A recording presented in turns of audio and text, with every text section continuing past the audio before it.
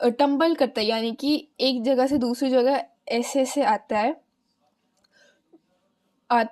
किसी steep angle पे, very hard rocks, like जैसे ये फॉल हो रहा है ऐसे, this is called waterfall. Okay, this is the hard rock. This is soft rock undercut by the power of water. ठीक है. As the river enters plain, it twists and turns large bend known as meanders. जब जो water है वो बहुत सारा twist and turns लेता है, that is called meanders, like this. जब ये ऐसे twist and turn होके आ रहा होता है, it is called. Due to continuous erosion deposition along the sides of the meander, the ends of the meander loop come closer and closer.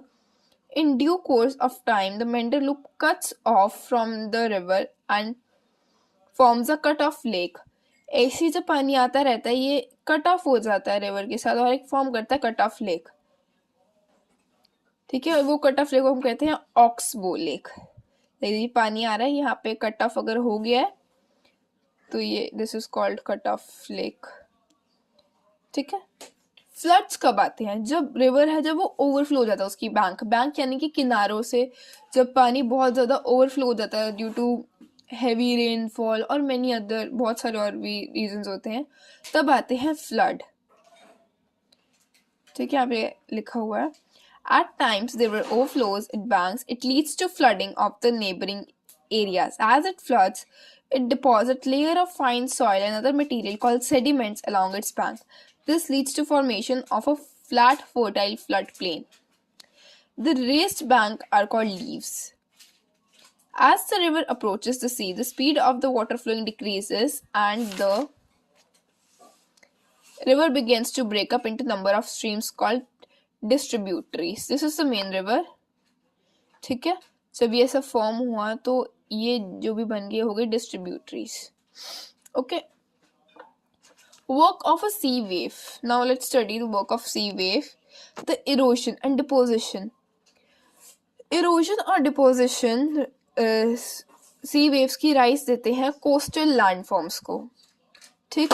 C waves जब जो सी wave है जो कॉन्टिन्यूसली स्ट्राइक करेगा ना किसी भी रॉक को, तो वो एक हॉलो केव फॉर्म कर देगा ऐसा.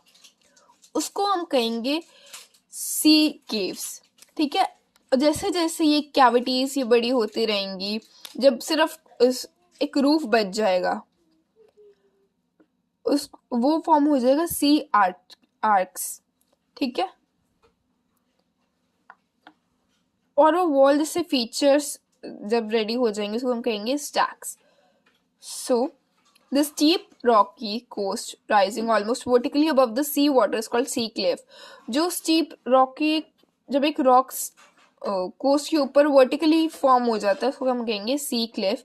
तो sea wave deposit sediments along the shores from beaches.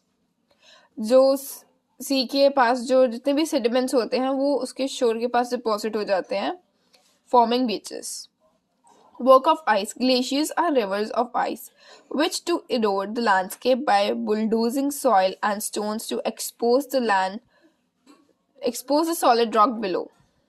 जब ice melt होती है, when the ice melts they get filled, जो glaciers है वो fill हो जाते हैं water से और वो beautiful lakes बन जाते हैं mountains में. वो what glaciers actually carried, वो भी कुछ ना कुछ मटेरियल तो कैरी करते होंगे, जैसे बिग रॉक्स हो गए, rocks big and small, sand हो गई, स्लिट हो गया जो डिपॉजिट होता है. This deposit from glacier glacial moraines. Okay. So work of ice ये है कि जो ग्लेशियर्स है उसको हम कहते हैं रिवर ऑफ आइस. वो भी इरोड करते हैं लैंडस्केप को by bulldozing off soil and stones to expose solid rock below. Glacier carves out deep hollow there as the ice melt. जो ग्लेशियर्स है वो भी डीप हॉलो फॉर्म करते हैं और जैसे वो आइस मेल्ट होता है ड्यू टू ग्लोबल वार्मिंग और राइजिंग ऑफ टेम्परेचर, वो आइस मेल्ट होके वो जो हॉलो के क्रेव होते हैं वो वाटर से फिल हो जाते हैं और वो ब्यूटीफुल लेक्स बन जाती है माउंटेन के बीच में. Glaciers also carry some material such as rocks, big और स्मॉल रॉक्स, सैंड, स्लिट. ठीक है. Now let's revise the work of wind. So, ये कभी डेजर्ट विजिट करा है?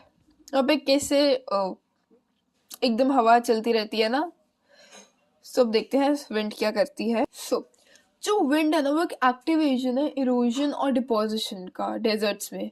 ठीक है, जो डेजर्ट्स में जो बेसिक जो आप रॉक्स देखोगे ना वो आप मशरूम की शेप में देखोगे, जिसको हम कहते हैं मशरूम रॉक्स. क्यों वो मशरूम की शेप में होते हैं? बिकॉज जो विंड्स है ना वो लोअर सेक्शन को ज़्यादा वो इफेक्ट करती है अपर सेक्शन के कंपैरेटिवली. सो जो लोअर सेक्शन होता है ना वो नैरो होता है, जो बेस होता है ना उन रॉक्स का वो नैरो होता है, और जो टॉप होता है वाइडर. दैट इज इसकी इस वजह से वो थोड़ा मशरूम शेप में हमें दिखते हैं. सो जो विंड होती है वो सैंड को एक जगह से दूसरी जगह डिपॉजिट करती है, और व्हेन इट स्टॉप्स ब्लोइंग, जो सैंड गिरी होती है लो हिल्स के ऊपर स्ट्रक्चर, वो डिपॉजिट हो जाती है low hill. It gets deposit in low hill, and these are called sand dunes. When the grains of sand are very fine and light, wind carry it over very long distances. When such sand is deposited in large area, it is called loose. जो sand होती है जब उसकी grains, जो उनसे sand की grains बहुत ज़्यादा फाइन लाइट होते हैं, उनको विंड ज़्यादा दूर तक कैरी कर सकती है. और इन जब ये डिपॉजिट होते हैं लार्ज एरिया से, हम इनको कहते हैं losses. Large deposits of losses is found in China. ये जनरली आपको चाइना में मिल जाएंगे, which is it is found in China. ठीक है, आई होप कि आपको थर्ड चैप्टर समझ आ गया है. Thank you.